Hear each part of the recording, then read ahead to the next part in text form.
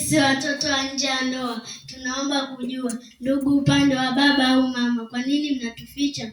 Tunachukia mno tunapotambulishwa siku ya msiba wa mzazi.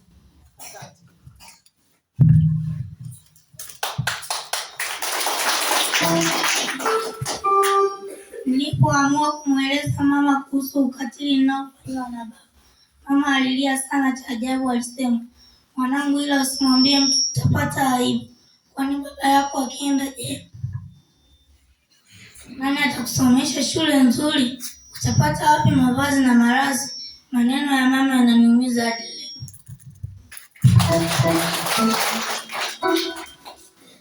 Mikoba na michezo vinatusomesha, kutulisha na kutuvisha, lakini sio sababu ya mzazi kusahau wajibu wake kulelea. Namshangaa sana baba anatumia muda mwingi kujenga miradi na kuwekeza fedha ili iendeshe nikikua.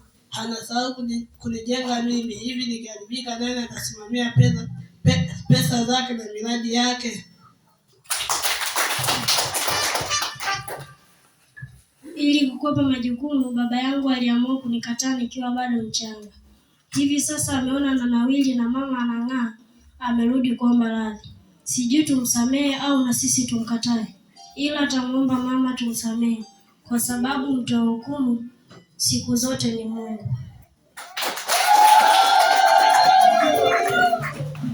Wazazi wetu, mnapokoseana, jitahidini kutafuta suluhu ili muondoe tofauti zetu, kama msikimbilie kuachana. Tunakuwa wapweke kuishi na mzazi mmoja wakati mzazi mwingine bado yuko hai. Kwa nini mnatuadhibu kwa makosa yenu wenyewe? Mungu, tunakuomba nchi Tanzania, single mother na single father wote wawe ni wale waliofiwa na wenzao tu, na wengine tafuteni suluhu. Nawapongeza sana viongozi wa dini kwa mafundisho mazuri mnayotupatia, lakini kuna wachache wanaotumia kivuli cha dini kudhulumu, kufanya ukatili, kutapeli na kueneza ushirikina. Tuiombe jamii isibweteke, ichunguze, je, huko madrasa, mabwenini na vituo vya kulelea watoto yatima kuna usalama?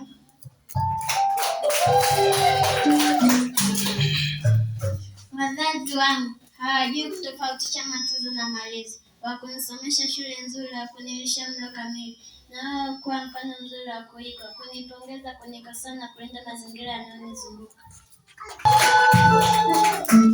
Utakavyonilea ndivyo nitakavyokuwa. Mimi ni bendera, ninafuata upepo.